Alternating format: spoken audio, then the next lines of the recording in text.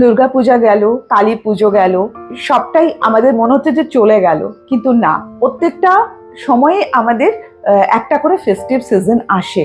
আর এই শীতকালটা ভীষণই একটা ভালো সময়। আর এই যে দিওয়ালি গেল, যেটাকে আমরা দীপাবলি বলি, সেক্ষেত্রে এখানে কিরকম দেখাচ্ছে, পুরো চারিদিকে লাইট অন্ধকারটাকে নাশ করে, চারিদিকে হচ্ছে আলো জ্বলে ওঠে এই দিওয়ালিতে। এটা কেন বলছি, দেখবেন আমরা প্রত্যেকেই যতই বড় হয়ে যাই না কেন, ছোট বড় প্রত্যেকেরই একটা দেখবেন ভেতরে একটা বাচ্চা মানুষ থাকে। আমরা প্রত্যেকেই একটা গল্প শুনতে, গল্প বলতে ভালোবাসি। কিন্তু আগেকার দিনে যে গল্পগুলো ছিল বা যে গল্পগুলো আমরা শুনে শুনে বড় হয়েছি, কোনো গল্পই দেখবেন যে মানে ছাড়া কোনো গল্প কিন্তু আগেকার দিনে বলা হতো না।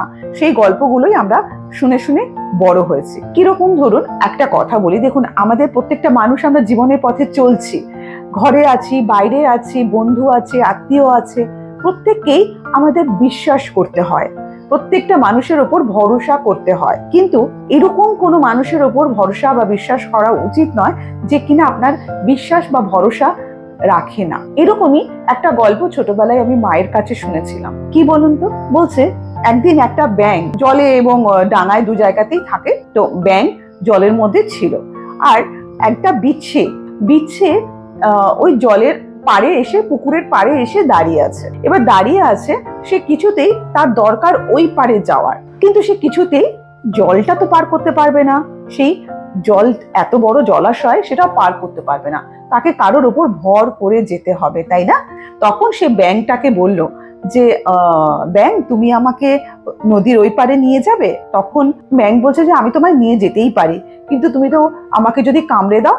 তখন বলছে যে না, আমি তোমাকে কামড়াবো না, তুমি আমাকে নদীর ওই পারে নিয়ে চলো। বলছে ঠিক আছে, তাহলে তুমি আমার পিঠের ওপরে এসে বসো। তারপর বিছেটা ব্যাঙের পিঠের ওপরে গিয়ে বসলো। এবার ব্যাঙ তো ওকে নিয়ে যাচ্ছে, নিয়ে যেতে যেতে হঠাৎ বিছে কি করলো, যখন মাছ জলে এসে গেছে তখন তার পিঠের ওপরে কামড় দিয়ে দিল। যখন তার পিঠে কামড় দিয়ে দিল, ব্যাঙটা মারা গেল।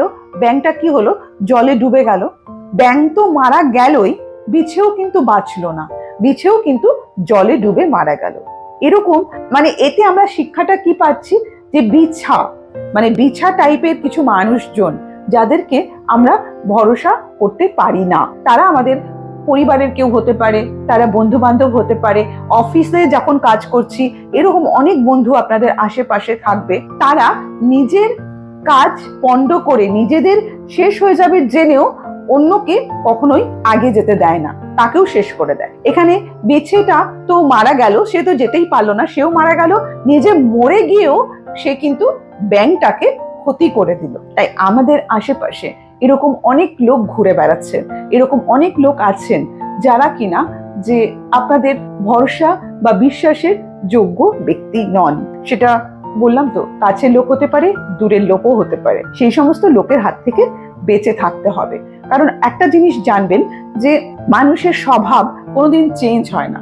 কোনোদিন হয়তো আপনি দেখলেন যে একজন মানুষ হয়তো একবার আপনার সঙ্গে খারাপ ব্যবহার করেছে বা আপনার সাথে খারাপ করেছে, আপনি হয়তো পরে ভাবলেন যে থাক, তাকে ক্ষমা করে দিই, তাকে বিশ্বাস করি, সে হয়তো আর করবে না। কিন্তু না, আপনারা জানবেন মানুষের স্বভাব কোনোদিন চেঞ্জ হয় না, কোনোদিন চেঞ্জ হয় না। তাই এরকমও মানুষ আছে যে নিজের নাক কেটে পরের যাত্রা ভঙ্গ করবে। আজকে অন্য কোনো কিছুই না, বেশ একটা সুন্দর বাইরেটা দেখলাম, চারিদিকে লাইট জ্বলছে, আলো জ্বলছে, ভালো লাগছে, তাই একটা গল্প করতে ইচ্ছে হলো আপনাদের সাথে।